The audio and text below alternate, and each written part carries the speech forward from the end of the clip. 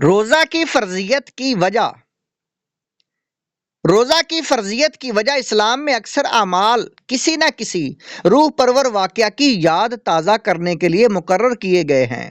مثلا صفا و مروہ کے درمیان حاجیوں کی سعی حضرت سیدنا حاجرہ علیہ السلام کی دونوں پہاڑوں کے درمیان کی سعی کی یاد تازہ کرتی ہے۔ آپ نے اپنے لخت جگر حضرت اسماعیل علیہ السلام کے لیے پانی تلاش کرنے کے لیے ان دونوں پہاڑوں کے درمیان سعی فرمائی تھی۔ اللہ تعالیٰ کو حضرت حاجرہ علیہ السلام کی یہ ادا پسند آ گئی، اس لیے اس سنت کو اللہ تعالیٰ نے باقی رکھتے ہوئے حاجیوں کے لیے صفا و مروہ کی سعی کو لازمی قرار دیا ہے۔ اسی طرح رمضان کے کچھ ایام نبی صلی اللہ علیہ وآلہ وسلم نے غار حرا میں گزارے تھے۔ ان دنوں آپ دن کو کھانے سے پرہیز کرتے اور رات کو ذکر الہی میں مشغول رہتے تھے، تو اللہ تعالیٰ نے ان دنوں کی یاد تازہ کرنے کے لیے روزے فرض کیے تاکہ اس کے محبوب صلی اللہ علیہ وآلہ وسلم کی سنت قائم رہے۔ سابقہ امتوں کے روزہ گزشتہ امتوں میں بھی تھا، مگر اس کی صورت ہمارے روزوں سے مختلف تھی۔ مختلف روایات سے پتہ چلتا ہے کہ حضرت آدم علیہ السلام ہر ماہ کی 13 جو تاریخ ہے 13، 14ویں اور 15ویں تاریخ کا روزہ رکھتے تھے۔ حضرت نوح علیہ السلام آپ ہمیشہ روزہ رکھا کرتے تھے۔ حضرت داؤد علیہ السلام ایک دن روزہ چھوڑ کر ایک دن روزہ رکھتے، اور حضرت عیسیٰ علیہ السلام ایک دن روزہ رکھتے اور 2 دن نہ رکھتے۔ روزہ کا خصوصی انعام حضرات احادیث میں روزہ کی کئی خصوصیتیں ارشاد فرمائی گئی ہیں۔ کیسی خوشخبری ہے اس روزہ دار کے لیے جس نے اس طرح روزہ رکھا جس طرح روزہ رکھنے کا حق ہے، یعنی روزہ کے تمام آداب ملحوظ رکھتے ہوئے اس نے روزہ رکھا، یعنی پیٹ کو کھانے پینے اور اپنے آپ کو جماع سے باز رکھنے کے ساتھ ساتھ اپنے تمام اعضاء کو بھی گناہوں سے باز رکھا، تو وہ روزہ اللہ تعالیٰ کے فضل و کرم سے اس کے تمام پچھلے گناہوں کا کفارہ ہوگا۔ اور حدیث پاک میں ہے، روزہ میرے لیے ہے اور میں ہی اس کا بدلہ ہوں۔ گو کہ بعض محدثین نے مجہول بھی پڑھا ہے، جس کا مطلب یہ ہے کہ روزے کا بدلہ میں خود ہوں، یعنی اس حدیث پاک کا مطلب ہے کہ اللہ تعالیٰ نے فرمایا روزہ میرے لیے ہے اور میں خود ہی اس کا بدلہ دوں گا۔ ایک روزہ چھوڑنے کا نقصان۔ حضور اقدس صلی اللہ علیہ وآلہ وسلم نے ارشاد فرماتے ہیں کہ جس نے رمضان المبارک کا ایک روزہ بھی بغیر کسی شرعی مجبوری کے بغیر عذر کے چھوڑ دیا، ساری عمر کا روزہ اس کی قضا پوری نہیں کر سکتا، یعنی وہ فضیلت جو رمضان المبارک میں روزہ رکھنے کی تھی اب کسی بھی طرح نہیں پا سکتا۔ لہذا کسی طرح غفلت کا شکار ہو کر روزے جیسی عظیم الشان نعمت نہیں چھوڑنی چاہیے۔ بعض لوگ روزہ رکھ کر بغیر کسی مجبوری کے روزہ توڑ دیتے ہیں۔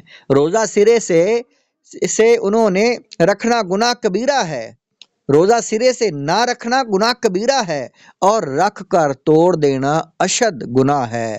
وقت سے پہلے افطار کرنے سے یہی مراد ہے کہ روزہ تو رکھ لیا مگر سورج غروب ہونے سے پہلے جان بوجھ کر کسی صحیح مجبوری کے بغیر توڑ ڈالا۔ اللہ تعالیٰ پیارے حبیب صلی اللہ علیہ وآلہ وسلم کے طفیل اپنے قہر و غضب سے ہمیں بچائے، آمین۔ آنکھ کا روزہ۔ پیارے بھائیوں، آپ کو معلوم ہونا چاہیے کہ انسان کے جسم کے جتنے اعضاء ہیں ان میں سے ہر ایک عضو کا روزہ ہے۔ آنکھ کا روزہ اس طرح رکھنا چاہیے کہ آنکھ جب بھی اٹھے تو صرف اور صرف جائز امور ہی کی طرف اٹھے۔ آنکھ سے مسجد دیکھیے، قرآن مجید دیکھیے، نیک بندوں کا دیدار کیجیے، اللہ عز و جل دکھائے تو کعبہ معظمہ دیکھیے، مکہ مکرمہ کی مہکی مہکی گلیاں اور وہاں کے کوچہ و بازار دیکھیے، سنہری جالیوں کے انوار دیکھیے، جنت کی پیاری پیاری کیاریوں کی بہار دیکھیے، مہکے مہکے مدینے کے در و دیوار دیکھیے، سبز گنبد اور مینار دیکھیے، اور مدینے کے صحرا و گلزار دیکھیے۔ حضرات گرامی، آنکھ کا روزہ رکھیے، اور ضرور رکھیے، بلکہ آنکھ کا روزہ تو 24 گھنٹے، 30 دن اور 12 مہینے ہونا چاہیے۔ اللہ تعالیٰ کی عطا کردہ مقدس آنکھوں سے ہرگز ہرگز فلم نہ دیکھیے، نہ محرم عورتوں کو نہ دیکھیے، نہ ہی کسی کا کھلا ہوا سطر دیکھیے۔ یہ ہے آنکھ کا روزہ۔ کان کا روزہ، کان کا روزہ یہ ہے کہ صرف اور صرف جائز باتیں سنیں، مثلاً کانوں سے تلاوت و نعت سنیے، قرات سنیے، سنتوں کا بیان سنیے، اذان و اقامت سنیں، سن کر جواب دیجیے، اچھی اچھی باتیں سنیے، ڈول باجے اور موسیقی ہرگز ہرگز مت سنیے، غیبت نہ سنیے، کسی کی عیب ہرگز نہ سنیے۔ حدیث پاک میں آتا ہے، جو شخص کسی کا عیب سنتا ہے اس کے کانوں میں پگھلا ہوا سیسا ڈالا جائے گا۔ اللہم محفظنا منہ۔ زبان کا روزہ، زبان کا روزہ یہ ہے کہ زبان صرف اور صرف نیک و جائز باتوں کے لیے ہی حرکت میں آئے، مثلا زبان سے صرف تلاوت کیجیے، ذکر و درود کا ورد کیجیے، نعت شریف پڑھیے، سنتوں کا بیان کیجیے، اچھی اچھی اور پیاری پیاری دینداری والی باتیں کیجیے، گالی گلوچ، جھوٹ، غیبت، چغلی اور فضول باتیں زبان سے مت کیجیے کہ چمچہ اگر نجاست میں ڈال دیا جائے تو وہ 1 گلاس پانی سے پاک ہو جائے گا، مگر زبان بے حیائی کی باتوں سے ناپاک ہوگی تو اسے 7 سمندر بھی نہیں دھو سکیں گے۔